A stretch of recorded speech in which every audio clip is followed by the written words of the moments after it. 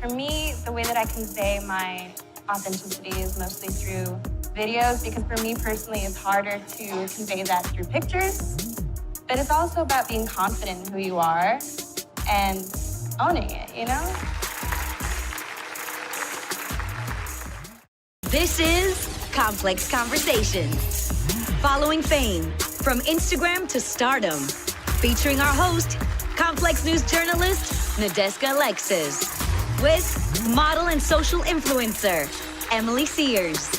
Actress, singer, dancer, Julia Kelly. IG model and stylista, Jordan Woods. Playboy pinup, Lindsay Pilas.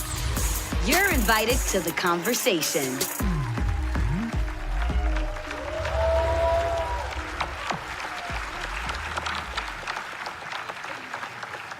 Ladies, thank you so much for joining me. So I have a lot to learn from you guys today. I'm not particularly great at Instagram. So let's start right at the beginning. When you signed up for Instagram the very first time, was it with the intent of, building this huge following that could turn into career opportunities, or did you sign up simply for fun? My content at first was like very hipster, cool stuff. I wasn't trying to really blow it up to where it is now. I don't think any of us were really prepared for how much it's blown up into this big thing. Like, no one knew it would just really take over a lot, so.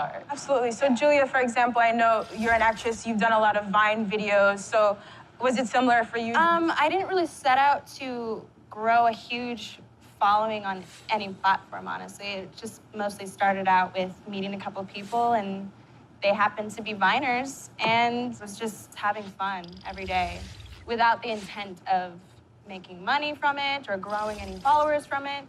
But amazing things have happened so far. To say the least. Yeah, to say the least. So that you mentioned this, I think a lot of people, I'm sure, are going to be curious about how exactly you build those followers. Are you using hashtags? I'm sure it's not that. You know what I mean? People want to know. So what would you each attribute to the reason that your following grew so quickly? When I started out, it was mostly, I only had 600 followers when I started, actually. And then Vine, I was very consistent with that. And then it just carried on over to Instagram all of a sudden. And in a week, I got like 25,000 followers, and then it grew to 100,000 and more. And it's all about collaborating too. And the community that I came from with Vine, it's all about collaborating. Cool. And so, Jordan, you mentioned that you signed up just for fun with your friends when you were 15, like most teenagers would do.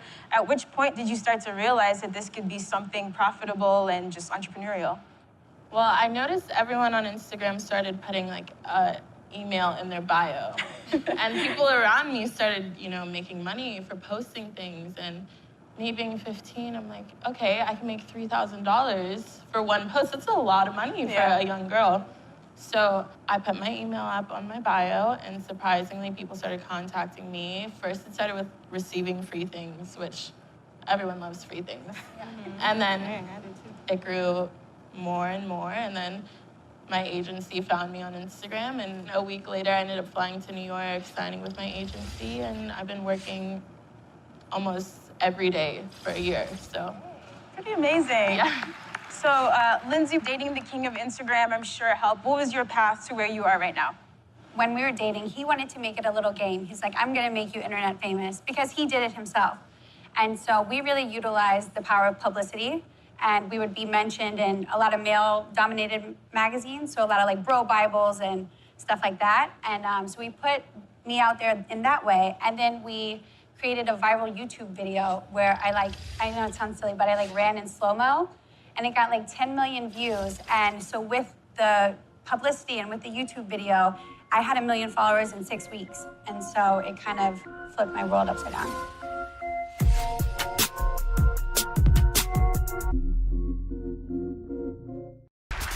For each of you, what is that authenticity? What is it that you're trying to communicate? What is it that you're trying to share with the world?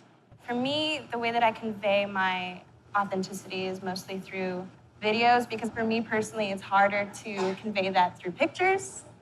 But it's also about being confident in who you are and owning it, you know? So, Lizzie, what you mentioned is actually something I hadn't thought about. Do you all have lawyers or legal reps who help you comb through these contracts with brands, or do you take it upon yourself to do that work? And we always get so many offers on a day-to-day basis, and it would be impossible for any of us to handle any of it on our own. I have a manager, but he's mostly for theatrical things, and my parents actually, they're really good at looking over contracts, and they have my best interest at heart. So you got mom and dad for backup? That's not a bad deal. Might as well. Okay. They've saved me from a lot of bad contracts in the past, so I trust them. Well, as crazy as it sounds, Instagram is a serious business over everything, even though the idea of it's a little bit odd. It is serious money. I definitely think that if you're signing any contract, you should have someone who knows the business look over it. But it also has to be the right people. Like, you can't have somebody that's going to tell you what to post or be too pushy. Like, just someone that like gives you the space to create your content, but at the same time has just like got your back and is going to help you like negotiate this.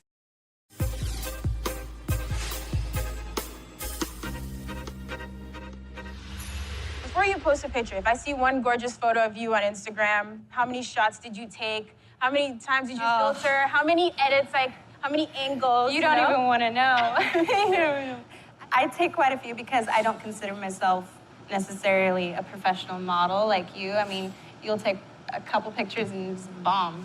No. Me, 100 pictures later, and I'm like, all right, this will do for now, I guess. But it definitely, the quality does matter, and having a certain kind of theme that you want to have, that's important also. Also just being very authentic and staying true to yourself and don't care about what the haters say. With that, yeah. That's good. So when you build this massive social media following, eventually you're going to run into these people in real life. What have your interactions with people been like in public? Every single follower, is actually real people.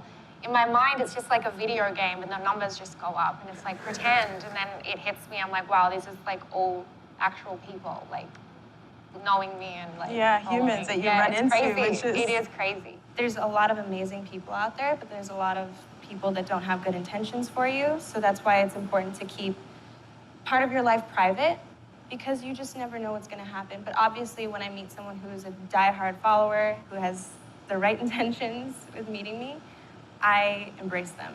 You always have to be photo ready, because people don't generally just come up and want a handshake, right? They want photos with you for their own Instagram. Lindsay, I'm sure you get mobbed. Sometimes, yeah. But I love it. And I usually actually feel mostly guilty that I can't hang longer or like talk more. But it's kind of funny. People were asking me where my dog was. And my dog's name is Tosh, and they kept going, where's Tosh? Like, where's Tosh?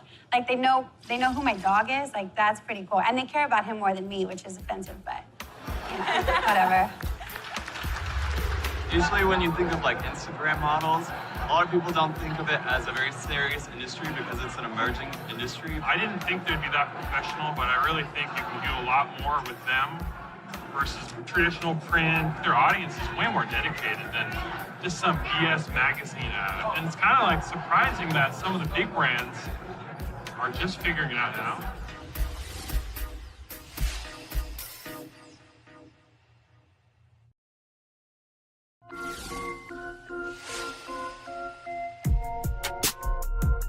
What are some of the opportunities that have come up that you didn't see coming at all and you were just really excited to share with your friends and family? Life moves so fast. There's been so many things. I'm trying to think. I know there's amazing things. One, me signing with my agency, which I mentioned earlier. Now my career as a model. Why did you put that in quotes? Well, I don't know. But that's the thing, what we do, you know, people like to say, oh, Instagram model, like it's like a stupid thing. But honestly, like we're really changing the game, and the great thing about having girls on Instagram be models is like there's so much diversity now. You've got like fitness girls that are really killing it.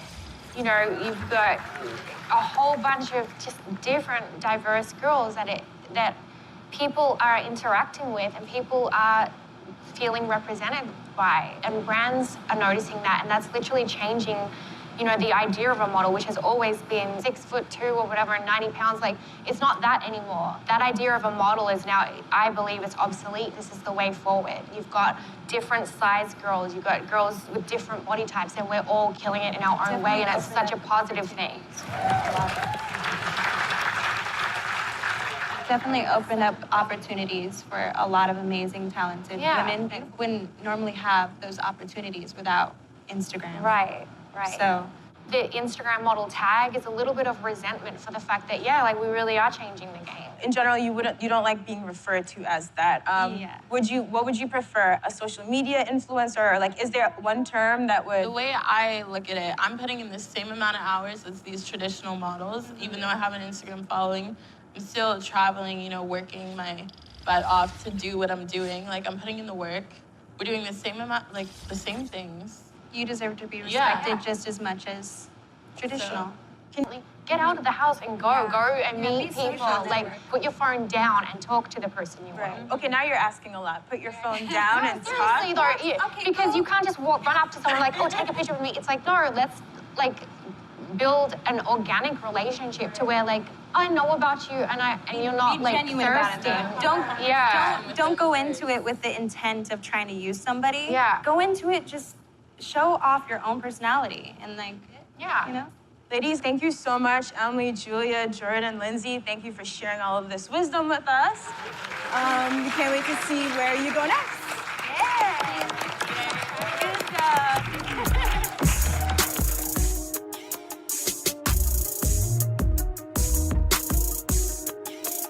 I felt really inspired after it was over. They're a lot more like genuine than you really think they are. I just never really knew that you can build a brand on Instagram, so maybe I'll start posting videos of me singing or something. It gave us a lot of good ideas. I mainly like photograph her and stuff, so it gave us both kind of ideas on how to promote her. There was definitely a variety of things that were said, so kind of no matter like who you are or where you came from, like there was something that you could relate to.